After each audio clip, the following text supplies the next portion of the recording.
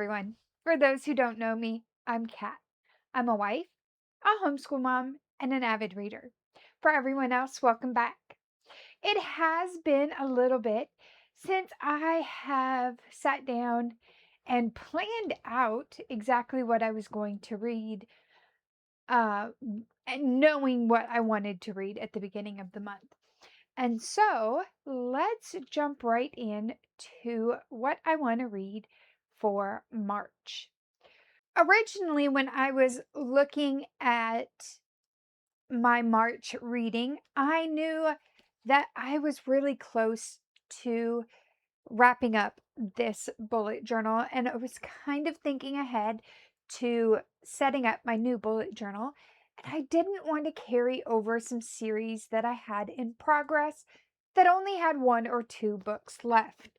Um, if I flip there are quite a few. I have that is just one, maybe two books uncolored in. And I wanted to take care of that so that I didn't have to redraw these series in my new one. However, the universe did not work that way, and I did not have enough pages left over in this bullet journal to um, do all of March in. And so I started a new bullet journal. And that meant I carried over quite a few series that I'm almost done with. And so to make it feel like I'm making a lot more progress, I'm going to prioritize these series that are almost finished this month. And so let's jump into what I have. So the first series that I'm prioritizing is Darcy Coates' The Black Winter. I only have the fourth book left in this, which is Silence in the Shadows. Trying not to spoil anything, we have Claire. In the first book, she gets a call from her aunt to come pick up her aunt and is on her way to pick up her aunt when her car dies. And the next thing that Claire there's this period that Claire doesn't remember anything, and she wakes up in this mansion where she meets Darren. And this whole series is Claire and Darren's story of how they're surviving this new dystopian world that they are in. I don't want to give out any more than that. It is a horror winter tale, and that's the reason why I'm prioritizing it first. We actually are on spring break right now, and I am ready for all the fun springy reads, but I do want to finish the series, and this is why, it being a winter tale, it's kind of why it kept getting pushed to the back burner, um, because I wanted to read it during the winter. So we're going to go ahead and finish it now, even though my brain is starting to say we are um, hitting spring. Technically, we still have a little bit longer in winter.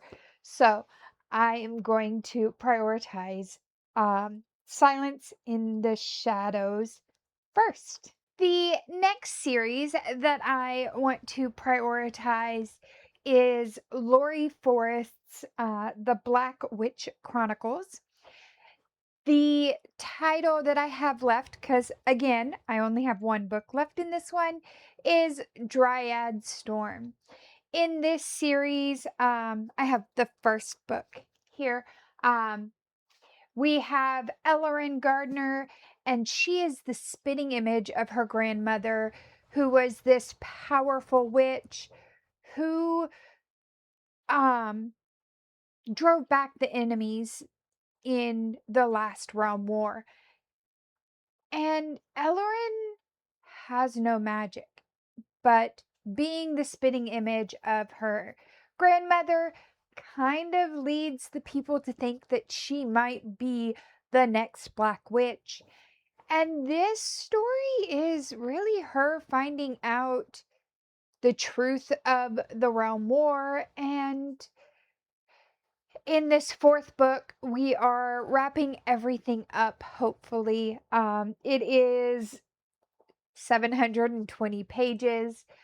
So I'm not quite sure how many books I'm going to get in with this one, but I have been, when I was reading these originally, I really was enamored in the world. My sister had gotten me The Black Witch when the second book, which is um, The Iron Flower, had just come out. So I read that, and then I had to wait for the next books. And that's kind of what happened with Dryad Storm, is I was waiting on it, and then when it did come out, I was not in the mood, or I had other things on my list to read. So my goal is to complete the Black Witch series. The next series that I only had a couple left that I'm going to try to go ahead and knock out this month are from the Vicious Lost Boys series by Nikki St. Crow. This is the first one, The Never King. I received the first and second book in a book box subscription and had actually already read them on KU before that. I really have enjoyed, or I really enjoyed the first two when I read them. It's kind of an interesting twist on Peter Pan and Wendy, in which Peter Pan is not the hero. Um, Instead, he is the villain, and Hook is our hero. Um, but in this, we have the Darling Women get abducted on their 18th birthday and taken to Neverland for a short time. Um, it says sometimes they're gone for a day, a week, or a month, but they always return broken. And our main character's mother has kind of locked her up so that in hopes that Peter Pan won't be able to find her on her 18th birthday, but he does. So the next two I have in this one are Their Vicious Darling and The Fey Prince. Both of these are about 250 pages. All the books in the series are 250 or less. And so I think I'll be able to knock these out really quickly. But they are very dark. And so I have a feeling that whatever or whenever I read them, I'm going to have something light and fluffier after I finish them. The next book that I have on my list to try to complete the series in March is from the You series by Caroline Keep Kimps. Keeps. I have no idea how to pronounce that last name. I am very sorry.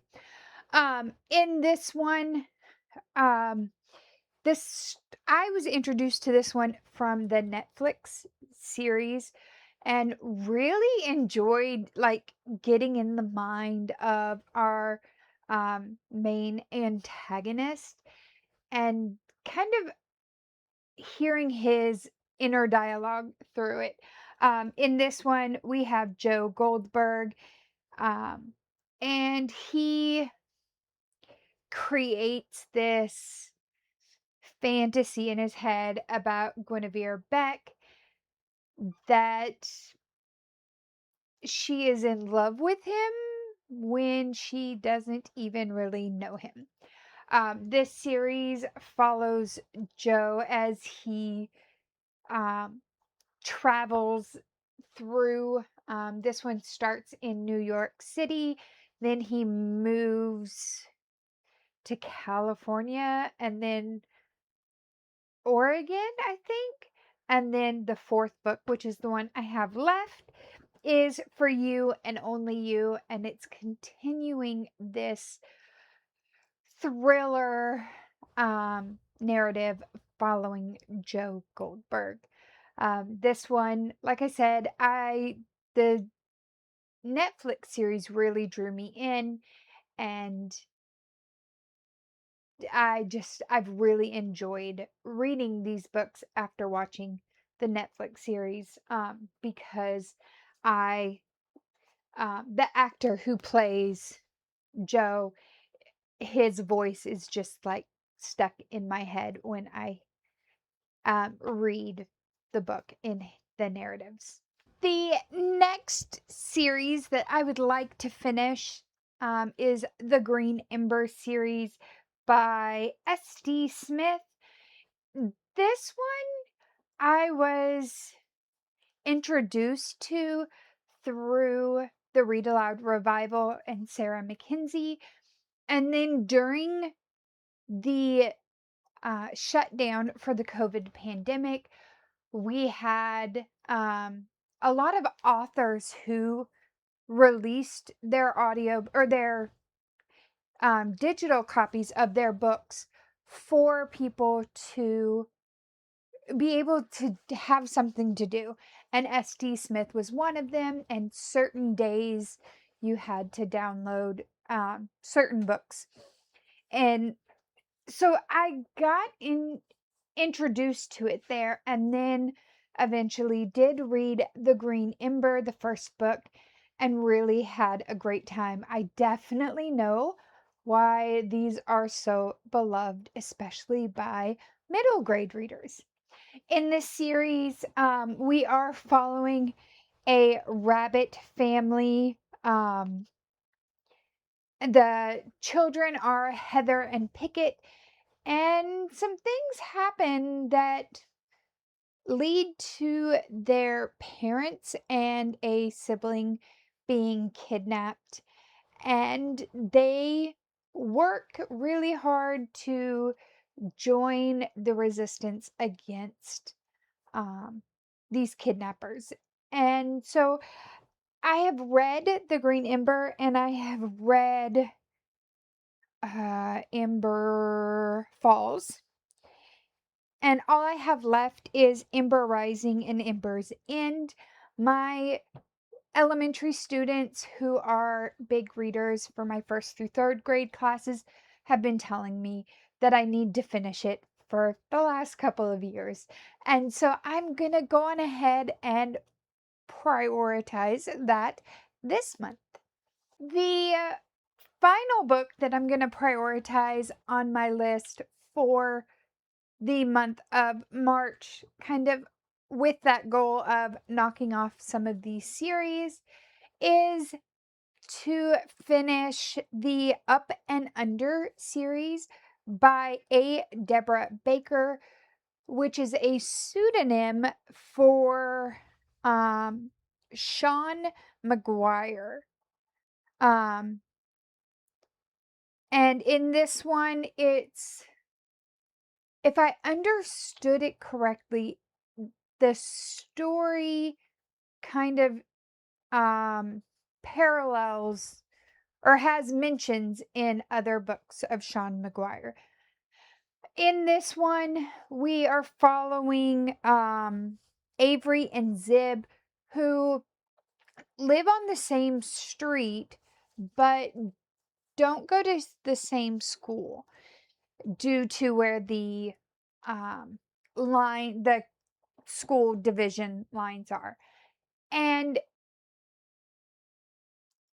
they are both leaving for school one day, and something happened infrastructurally in their town that caused them to end up meeting up and having to attempt to take this detour to their respective schools. And in the process, they end up in another world by going up and over this garden wall. And the whole series is them trying to get back home. So the one I have left is Under the Smoke Strewn Skies. This is the final book, at least the final one that's been released so far of the series. I have really enjoyed reading these. They're quick.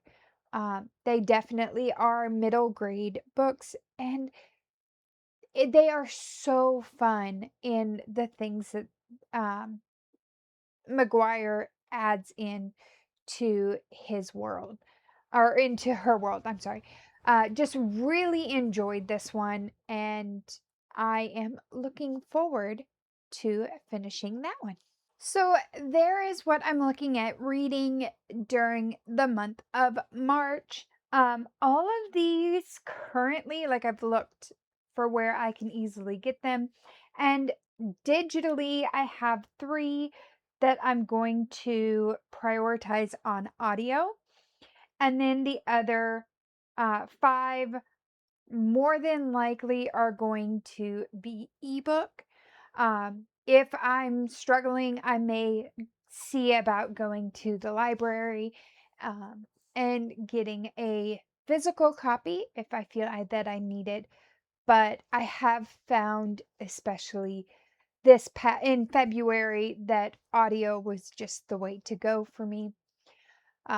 So I'm gonna prioritize those. I did, after looking at some of them being like 700 pages, Dryad Storm, and then the YA books or the middle grade books being 400 plus pages, I decided to add up how many pages that was because I was slightly panicking, um, just due to the sheer number of pages that these books were. So I added them all up. It's 3,102 pages. So if I can make sure that I'm reading 100 pages a day during the month of March, I should be able to get these done without too much trouble.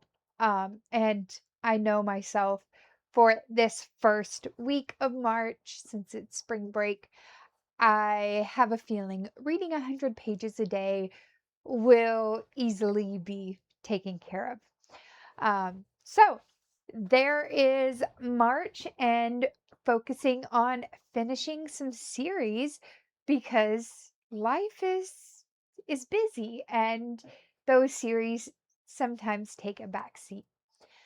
But keep an eye out for what my thoughts were throughout the month and in my wrap up for finishing the series. I'll see you next time. Bye.